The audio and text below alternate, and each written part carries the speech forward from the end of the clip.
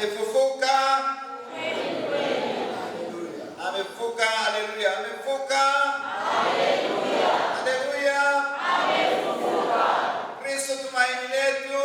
Amefufuka. Kristo tumaini letu. Amefufuka. Amefufuka. Kristo tumaini letu. Mheshimiwa na mpendwa Baba Paroko, Padre Vitus Mroso, wakili wa Baba Paroko, Padre Stephen Deanka, wapendwa Padre Gaston na Prudence, wapendwa watumishi wa misa, wapendwa watawa wa kiume na wa kike, wapendwa kamati tendaji ya parokia na halmashauri ya walei parokia kwa ujumla, wapendwa wanakwaya wetu, wapendwa vyama vya kitume na mashirika ya kitume, wapendwa watoto wa Yesu na watoto wote, wapendwa vijana wetu wa Moshi Online TV, wapendwa wazazi na wengine wote wenye mapenzi mema tunaosali pamoja. Amefufuka. Haleluya. Haleluya. Amefufuka. Kristo tumaini letu. Amefufuka. Tumaini letu. Amefufuka. Ndugu zangu, tuko hapo. Tuko kwenye kipindi cha Pasaka na leo ni Oktoba ya 3. Oktoba ya 3. Yaani ni siku ya 3 tangu tulipoadhimisha Jumapili ya Pasaka ile tarehe 5. Oktoba maana yake ni nani? Ni ombi la mama kanisa na tamko pia kwamba tuadhimishe sherehe ya Pasaka kwa muda wa siku 8 kwa heshima ile ile, kwa shangwe ile ile, vigelegele vile vile na uchangamfu ule ule wa siku ya Pasaka. Wanajiuliza ni kwa nini? Kwa nini kanisa liombe na kuagiza kwamba Pasaka na hata Krismasi yaadhimishwe kwa muda wa siku 8 kwa furaha ile ile, shangwe ile ile, vigelegele vile vile na uchangamfu ule ule wa ile siku ya kwanza? Ni kwa nini? Kwa sababu sherehe yenyewe ni kubwa hivi kwamba katika mahangaiko ya kanisa, basi anasema tusiadhimishe siku moja tu, walau hiyo sikukuu tuiadhimishe kwa uzito ule ule kwa siku 8, walau kwa maongozi ya Roho Mtakatifu kila muumini apata hapo kitu. Na hiyo ndio tunayosali katika siku hizi, na kila mmoja apata hapo kitu. Mimi na wewe tuchukua hapo kitu cha kuendelea katika hii safari. Sasa tuko hapo kwenye siku ya 3 na tuko Maida leo, parokia Mtakatifu wa Yesu. Ni mpango wa Mungu tu kama Baba Paroko alivyosema, wala paroko hajatualika. Ni katika tu maongozi ya Roho Mtakatifu tunapopanga pamoja na makatibu wangu. Sasa pale ni parokia yetu hatujaenda, yaani kweli pale hatujaenda, watu wetu tunaowapenda, wapenzi wetu kule wapo bado au hawapo, kule Maida namna gani wapo, au ni Baba Paroko tu yupo pamoja na msaidizi wake, wapo au hawapo, wanajaza kanisa au ni robo kanisa. Basi sasa tunapokuja unaona Mungu ni mkubwa tu, tunaona kanisa linajaa, pamoja na kwamba linajaa kama misa inavyo, mwendo wa misa unavyokwenda linaendelea kujaa. Watu ya mbali afadhali kuwepo hata kwa kuchelewa. Kanisa linajaa. Hongereni sana.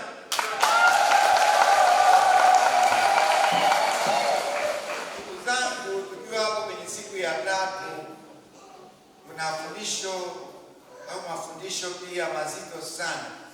Jana tumejifunza jinsi ambavyo Yesu ameshafufuka, lakini kama ilivyo kawaida tunavyoishi duniani, na mambo ya mtaani, mambo yanaendelea huko, watu wengine wanajaribu kupinga huo ukweli, wanasema hajafufuka, na wale wazee wa pale Yerusalemu na wale mapadri wa pale Yerusalemu wakawaambia wale maaskari waliokuja kuripoti kwamba amefufuka, wakawaambia tutawapeni mapesa, alafu na nyinyi mtasema kwamba yaani sisi tulipokuwa tumelala walikuja wanafunzi wake wakamuiba. Yaani msiogope, yaani tukiona kwamba wanawatesa tutawatetea sana. Basi ni mambo ya huko mjini kumbavu tu, yaani ni mjini tena siku nyingine wanapinga hii Yesu hajafufuka, wakatoa fedha nyingi sana. Kwa hiyo tumeona yanaendelea pale jana, yaani siku ya jana ilikuwa hiyo, wanatoa mapesa mengi sana wakanushe huo ukweli. Lakini pia kama mnakumbuka Petro anasema vizuri sana jana, anawaambia yaani wanaume ndugu zangu, naomba mniwie radhi niseme ukweli kwa mambo yalivyo. Jambo hili si la leo, lilikuwa limeshaaguliwa na baba yetu Daudi tangu kale, imeandikwa kwenye unabii wake. Tunasoma tayari, tumeshasoma hata kabla hizi habari ya kwamba yaani hata kuza hata onja mauti, hata mwili wake hautabaki kaburini. Imeshasemwa na waliotutangulia, babu zetu, wakina baba mzee Daudi ambaye amezikwa hapa. Kwa hiyo hayo unayosema hayana tija. Amesimama imara jana, anasema wazee, wanaume, ninaomba mniwie radhi, naomba radhi katika ukweli nitakaotoa, maana najua nyinyi watu wazito mnafahamu, lakini katika hili kwa kweli ni kwamba amefufuka tu, maana kwa imeshaaguliwa kwamba mwili wake hautabaki kaburini, hautaoza. Naomba mniwie radhi, kwa ni ukweli ambao hatuwezi kuficha. Naona yaani tumesisitiza sana juu ya yaani uthabiti, yaani uhodari, ujasiri wa Petro. Na tukasema ndivyo sisi maaskofu, mabadi, watawa, waamini tunapaswa kutetea Kristo, kulitetea kanisa, kweli za kiinjili, kweli za imani yetu. Petro anasema naomba mniwie radhi katika hilo, never sitaweza kuvumilia. Na akaeleza kwamba ni kweli, yaani kwamba natoa fedha hapa mjini eti itangazwe kwamba hakufufuka, unapoteza muda. It is a truth which cannot be denied. Haiwezekani, lazima tutukubali. Sasa Petro leo anaendelea kwa kweli. Petro ni mtu wa kuiga sana, pamoja na kwamba tunasema alimkana Yesu, lakini huyu baba ana imani ya ndani kuhusu Yesu. Anapoanza kuongea Yesu na juu ya Yesu kweli, yaani anaongea kwa uthabiti wa hali ya juu. Sasa sikiliza leo, Petro anawaambia Wayahudi, somo la kwanza, nyumba yote ya Israeli na ijue yakini, kwa maneno hili, na ijue kwa uhakika. Yakini maana yake ni hakika, ni msamiati wa Kiswahili wa zamani, yakini. Yaani sema nyumba yote ya Israeli, yaani Waisraeli wote, na mjue ya kwamba kwa hakika Mungu amemfanya Yesu huyo mliomsulubisha kuwa Bwana na Kristo. Sasa hapa kuna maneno katika. Sasa twende kwa Wayahudi. Sasa ni lugha yao inatafsiriwa hapo kwenye Kiebrania.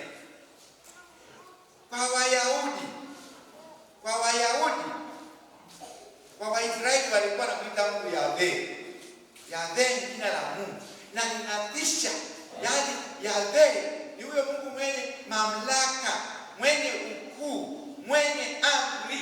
Kwa hiyo akitaja tu Yahweh, watu wanaanguka magotini, maana hilo jina linatikiza mioyo, linatikiza nafsi. Sasa hata katika sala walipokuwa wanasema Yahweh, wanapolitamka tu, basi unakuta watu wanaanguka magotini kwa sababu linatikiza mioyo, linatikiza nafsi. Wakaomba lile jina wasitamke tu Yahweh, wapewe jina lingine, wakabadilisha, wakawa wanaita baada ya kuandika Yahweh wanaita Adonai. Adonai ni sana. Adonai maana yake ni Bwana. Baadaye imekuja Adonai ikaja kwenye Kigiriki ilikuwa ni Kyrios, alafu ikaja kwenye Kilatini Dominus, alafu kwenye Kiingereza Lord.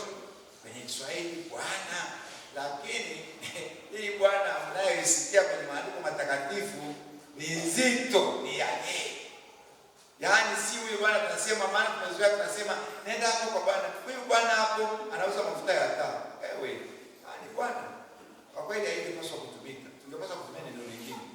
Msamiati mwingine. Lakini Bwana katika maandiko matakatifu. Sasa ni vizuri turudi huko leo. Mnaposikia Petro anawaambia Wayahudi, nyumba yote ya Israeli, na mjue kwa hakika kwamba Mungu amemfanya Yesu yule mliomsulubisha kuwa Bwana na Kristo.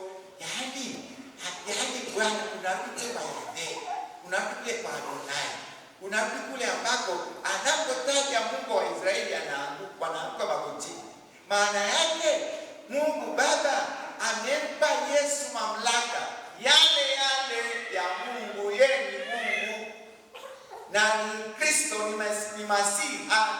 Ni yule ambaye amesema na maandiko matakatifu kwa muda mrefu kwamba atakuwa Bwana, atakuwa ni mkombozi atakayeleta ukombozi na uokovu. Kwa hiyo mjue kwamba nyinyi mlioko hapa mambo yamebadilika vibaya sana. Ni vizuri tu mwanguke magotini mkubali ukweli huu. Mungu mwenyewe amemfanya kuwa Bwana, yaani kwa Yahweh, kwa Adonai, kuwa Kristo, maana yake Masia, yule ambaye anakuja maandiko matakatifu tangu hapo. Kwa hiyo sasa mnatafuta nini? Ukweli kwa hivyo. Kwa hiyo sasa naposikia Bwana hapa haitukuzi sana, lakini kwao usikia kwamba Yesu aliyesulubiwa, Mungu amemwinua, amemfanya kuwa Bwana.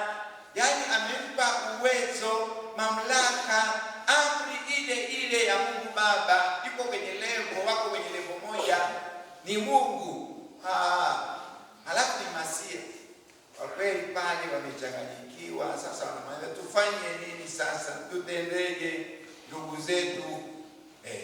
Sasa sijui kama wataendelea kusema ameibiwa, waongeze mafedha. Maana jana walitoa mafedha mingi sana. Waimbaji tutawajaza mafedha. Nasikia unaimba huo wimbo. Jana walijaza mafedha. Walijaza mapesa. Sasa Petro yuko pale kwa jana. Naambia mjue. Yaani there is no argument now. Ni vizuri tu kukubali. Yaani Mungu Baba ameshamfanya Bwana. Yaani amemuinua, amempeleka juu kabisa. Na ni Masia yule mkombozi alikuwa anangoja kwa muda mrefu. Atupe ukombozi na wokovu. Finito. Yaani sasa mambo magotini tu. Kama alifanya nini pale? Basi wanakuja hapo. Sijui Mungu Mtakatifu amewakuza. Sasa tufanyeje? Tutendeje? Petro akawaambia, tubuni, mkabatizwe kwa jina. Mkabatizwe kila mmoja kwa jina la Kristo. Kwa jina la Kristo aliye mkombozi na wokovu wenu. Kwa jina la Kristo. Ameshainuliwa, no way. Acheni mambo ya mabishano yasiyo na tija. Ndugu zangu, tunamshukuru sana Petro jinsi anavyoweka mambo bila kuogopa. Na kwa kweli leo yuko pale aliposema jana, yaani wazee, ninaomba mniwie radhi. Ni lazima nitangaze ukweli wa mambo haya. Ndugu zangu, Kristo ni kweli amefufuka.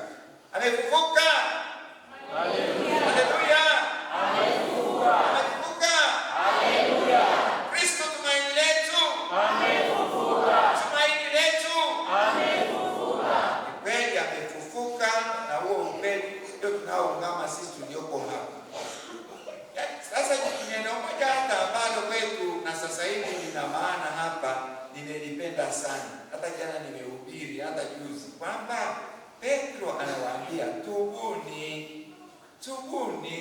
tukubali sisi ni wakosefu, tukubali sisi ni wadhambi, tukubali tumemkosea Mungu, tuanguke magotini, tujisafishe, tujitakase, tuweze kupokea neema za mfufuka. Kwani tunapoteza muda katika mabishano ambayo hayana tija? Tubuni. Sasa hapa yeye amewaambia tubuni na kubatizwa. Lakini tunaporudi kwetu, kwa kweli Hata juzi na jana nimewaambia kipindi cha Pasaka, hasa tunaposikiliza maneno ya Petro leo, kumbe kipindi cha Pasaka ni kipindi cha toba pia. Tusifikiri kwamba tumemaliza toba kwa sababu tumefanya Kwaresma kwa siku 40 tukifanya toba, basi tumeachana na toba. Kumbe kipindi cha Pasaka ni cha toba pia, ni cha kuendelea na kanisa na walimu wa kanisa na mapadri wa kanisa. Ni kipindi cha toba pia. Tubuni. Yaani tunasema sasa namna gani tena msamiati unatokea tukiwa kwenye Pasaka, tunapoimba haleluya, tumshangilie amefufuka. Sasa tena msamiati unarudi, tubuni. Tubuni na kubatizwa kwa jina la Kristo ili mpate wokovu. Kwetu inarudi bado, si habari ya kubatizwa tena, kubatizwa mara mbili. Kweli msamiati kutubu. Kipindi cha Pasaka kipindi cha toba pia. Tuendelee kufanya toba pale ambapo bado. Tufanye toba. Tufanye tafakari ya ndani jinsi tulivyo. Kama kweli tunaishi kwa kile taratibu za Mwenyezi Mungu, taratibu za Yesu, taratibu za kanisa, taratibu za parokiani, tunazipata kwa uaminifu ili tuweze kupokea neema za kuvuka. Tuweze kupokea neema za kuvuka yule ambaye ameshainuliwa hivyo. Maana hakuna namna kwa kweli, huyo ndiye mkombozi na wokovu wetu. Anamimina umungu. Kama amefanya kwa Bwana na Kristo, anamimina umungu. Anamimina umungu. Kristo kuvuka anamimina umungu. Anamimina zawadi, tunu kani Mungu. Anamimina kwa wale ambao kwa kweli walikuwa wanyenyekevu, wakatubu, wakajitokea na kwa msamaha kwa Yesu. Kweli wanaendelea kumiminiwa hizo tunu za wokovu, tunu za mbingu. Hiyo furaha, nguvu ya pekee, mwanga, uzima mpya wa Mungu, uzima mpya, neema ya utakaso inarudishwa ndani yetu, nguvu, tunaongezewa nguvu, tunaongezewa matumaini, Roho Mtakatifu, kwa sababu Yesu pia naye kwa Roho Mtakatifu. Nakumbuka alipokutana naye ndio ile pale ile alipoingia alipofungua mlango pale, naambia amani kweli. Alafu akaendelea kaambia kama Baba alivyopeleka mimi na ninapeleka, akaombea Roho Mtakatifu. Kumbuka ndiye pia amebeba zawadi ya Roho Mtakatifu. Anatoa zawadi ya Roho Mtakatifu kwa wale ambao wametubu kweli, wamenyenyekea, wakaomba msamaha kwa Mungu, kwa Yesu, na wako katika hiyo hali ya uadilifu, hali ya unyofu, hali ya uchaji, hali ya ubaya. Kumpokea nani? Neema za kuvuka. Ndugu zangu, na mimi niombe tu, yaani bado kipindi cha Pasaka ni kipindi cha toba. Petro anasema tubuni na mkabatizwe kwa jina la Kristo. Sisi tumeshabatizwa kwa jina lake. Ubatizo kwa uhuru kwenye kanisa Katoliki. Sasa lakini bado tulikuwa wakosefu kweli. Ni wangapi tulikuwa tunaweza kuwa tumetangaza kabisa, tunaweza kupokea hizo zawadi za Kristo kuvuka kadiri yani kwa wingi kabisa, yani tukapokea nguvu, tukapokea uzima mpya, tukapokea furaha, tukapokea ile zawadi ya mwanga, tukapokea zawadi ya ujasiri, na tunakuwa jasiri kama Petro alivyo jasiri, na tuko tayari kumtetea Yesu, kumtetea Mungu, kumtetea kanisa Katoliki. Ni wanani tumefika hapo kama Petro? Bado ni wengi sana hapa kuja baada ya Baba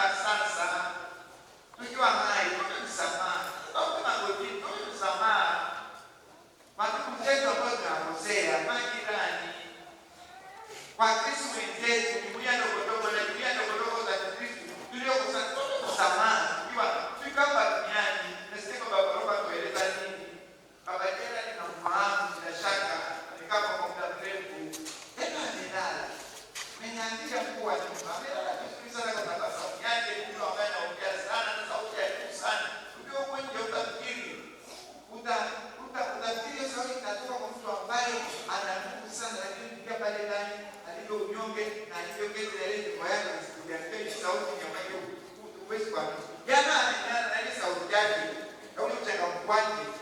Leo ameshatangulia. Kwa hiyo tupate toba jamani.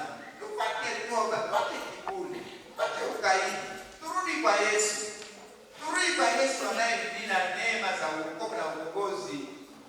Turudi kwa kanisa katika maana halisi. Tufurahie neema na baraka zawadi ambazo Yesu ametutoka kwenye kanisa la kitakatifu sana, sakramenti, lakini pia jumuiya, maisha ya jumuiya, kukaa hivi kama tunavyosali pamoja, kuhudhuria kwenye jumuiya na huduma za Kikristo. Hayo mambo ni ya muhimu sana. Tutubu, bado tubuni. Wewe, mimi na wewe tulioko hapa hatujatakata bado. Kipindi hiki ni cha kutakatifuza, ni cha kujisafisha, ili tuweze kupokea hizo zawadi, hizo tunu za kimbingu zinazomiminika kutoka kwa Kristo. Ni zawadi ambayo iko hapa kwa ajili yetu. Ijumaa Pasaka maana yake ni alama ya uwepo wa Kristo kufufuka.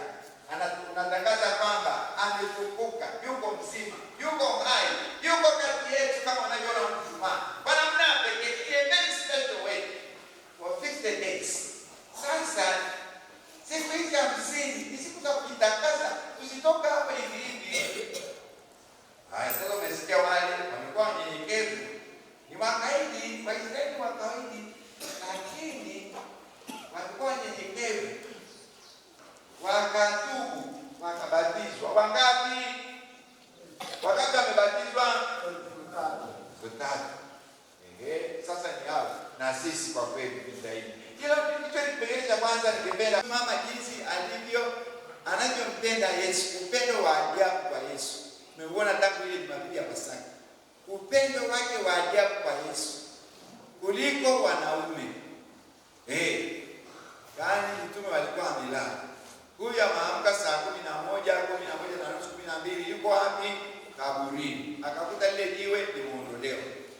Akarudi akasema, sikiliza lugha yake, jiwe limeondolewa. Yeye anataka kwamba limeondolewa. Wamemchukua, hatujui alipomweka.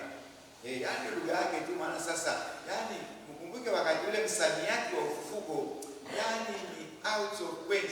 Yaani haukuwepo. Maana kufufuka maana yake ni nini? Kufufuka huo msamiati haukuwa unaeleweka. Mtu anafufukaje?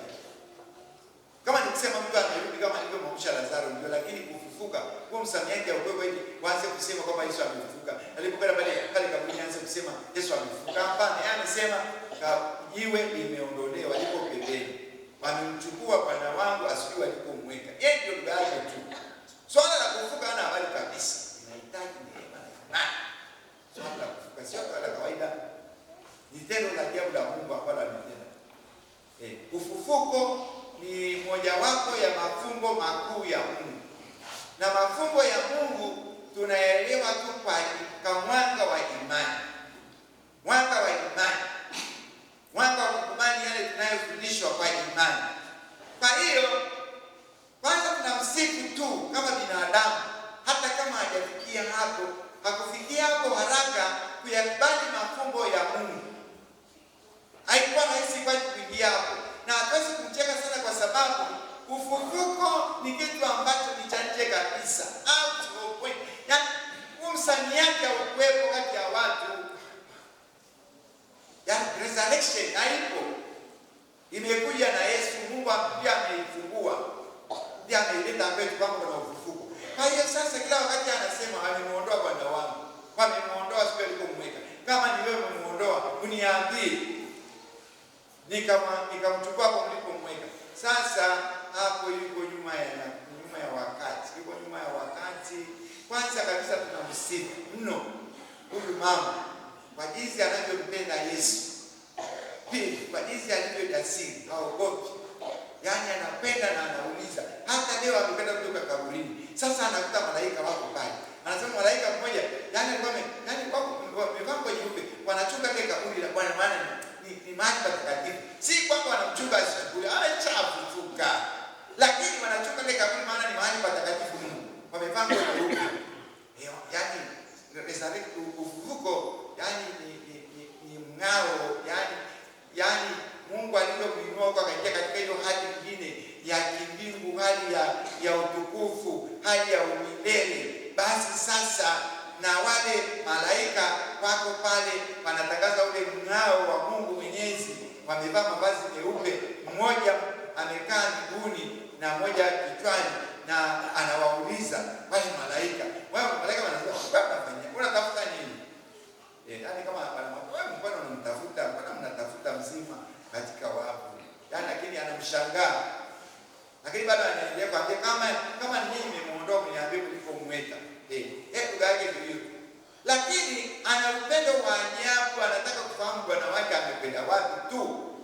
Na tutaishije bila huyu Yesu? Anamwako ndani ya nafsi yake. Lakini sasa kwa upande mwingine kuna kuchelewa, yuko nyuma ya wakati. Yesu ameshafufuka na anamtafuta bado kwa wafu. Sisi Yesu anamwambia, wewe unamtafuta nani? Unamtafuta nani? Unamtafuta nani? Yesu mwenyewe anasema unamtafuta nani? Mfufuka huyu. Namwambia wamemuondoa na siku alipomweka. Alafu anamuita ndio anamtambua Mariamu. Ndio sasa Raboni, mwalimu wangu. Sasa na sisi tunafundishwa mambo mawili. Kwanza kabisa tumpende Yesu. Tuwe na mahangaiko ya kumpenda Yesu na kuwa na ujasiri wa kumtafuta Yesu, kuongea juu ya Yesu, kumweka Yesu atawale, maana bila Yesu hatuwezi kuishi. Maria Magdalena anafahamu hilo. Without Jesus we are things. We are nothing. Kwa hiyo anakazana tu kufahamu Yesu yuko wapi ili moyo wake utulie. Hii ni fadhila kubwa sana. Ni lazima Yesu atawale. Ni lazima Yesu awepo kati yetu ili tuweze kwenda. Tusikubali wakati wote mambo yote yanayomuondoa Yesu katika familia, katika nafsi, katika familia, katika jumuiya. We cannot live without Jesus. Haiwezekani. Maria iko hapo. Mimi tu itakwaje niishi bila bwana wangu? Amependa wapi tu? Maana maisha hayawezekani bila Yesu. Hicho kitu hicho ni cha maana sana, na lazima hiyo fadhila tuiige. Hiyo fadhila hiyo. Bila Yesu hatuwezi. Na tunapoona kwa namna moja au nyingine, Yesu hapa inaonekana hapa kwenye nyumba yetu ya mapadi, hapa kwenye parokia yetu, hapa kwenye hii jumuiya. Yesu anafunikwa na ndio maana mambo yanakaa hivi. Hapana, Yesu lazima angae. We cannot do without Jesus. 100% hatuwezi kufanya chochote bila Yesu. Lazima Yesu awepo ili maisha yaende. Kitu hicho, huo mwako huko ndani ya Maria. Na hiyo ni fadhila ya hali ya juu kabisa, lazima kanisa liige. Hatuwezi bila Yesu. Pale ambapo tunaona Yesu hapa hana nafasi, anapakwa matope, ni lazima tuhangaike sana Yesu akae katikati akiwa anang'aa. Iwe ni kwenye nafsi yako, iwe ni kwenye jumuiya ya mapadi, ni jumuiya ya watawa, ni jumuiya ndogo za Wakristo, ni kwenye familia. Nafasi ya Yesu isipong'aa, unakuta tunahangaika. Kunakuja upagani mwingi. Upagani ni mwingi pale. Mambo ya mtaani kama anavyosema jana yamekuwa mambo ya mtaani kule, eti tuzuie ufufuko ambao ni mpango mtakatifu wa Mungu. Eti tuzuie kwa kuwapa fedha, alafu tutasema siku kumbavu ulipokuwa milala walikuja wafuasi wake wakamchukua. Mlikuwa wapi? Ninyi walinzi mpaka wakachukuliwa. Kwanza nyinyi mnapaswa kuchapa viboko sana nyinyi. Wale walinzi wanatoka kwenye nilo. Sasa ni mambo ya kipumbavu hayo yanatengenezwa. Sasa haya mambo sasa kuna yanatokea, yaani lazima tuone kwamba the position of Jesus is being disturbed. Nafasi ya Yesu hapo kwenye matata, lazima nafasi ya Yesu iwe katikati. Na iwe inang'aa. Iwe ni kwenye nafsi yako, iwe ni kwenye dunia. Pale tunapoona kuna mahangaiko, tupambane Yesu atawale. Bila Yesu hatuwezi. Bila Yesu hatuwezi. Itawezekana kwa basi pamoja na chupa moja ya bia hakuna shida. Hakuna chupa ya bia haiwezi kufanya chochote, inapoza tu narudi pale pale. Lazima Yesu aweke katikati ya nafsi na hai. Tusimfunike kwa matope. Hapaswa kumfunika ndio mpaka unaingia kanisani na mambo ya uchawi na mambo ya ushirikina na mambo sijui ya nini, mpaka mnafikia mahali nasema bali msema ameniloga, yani asipokuwa ameniloga. Haiwezekani. Sisi ni watu watakatifu sana. Atatoka wapi huyo? mpumbavu, yani hiyo imemnoga pale, sisi sister amemnoga sister, sijui pale nyumbani baba tena amemnoga mama, si mwili mmoja hapo kwenye familia, si mwili mmoja. Yani na nyinyi si tangu sasa, nyinyi sio wawili tena, bali ni mwili mmoja. Sasa inawezekanaje baba amloge mama na mama amloge baba? Ushaona hii inatokea. Basi ni kwamba nafasi ya Yesu ina mahangaiko. Yesu haiko katikati ya hiyo familia, haiko katikati ya hiyo jumuiya. Ndio maana maneno mengi ya kipagani, maneno mengi ya mtaani yanakuja kule ndani. Ni lazima nafasi ya Yesu ing'ae katika kanisa, ing'ae katika jumuiya zetu ndogo ndogo za Kikristo, ing'ae katika jumuiya zetu za mapadri za watawa. Kwa hiyo tunamsifu sana Maria, yuko hapo anahangaika, maana anajua bila Yesu mimi nitakaaje tu.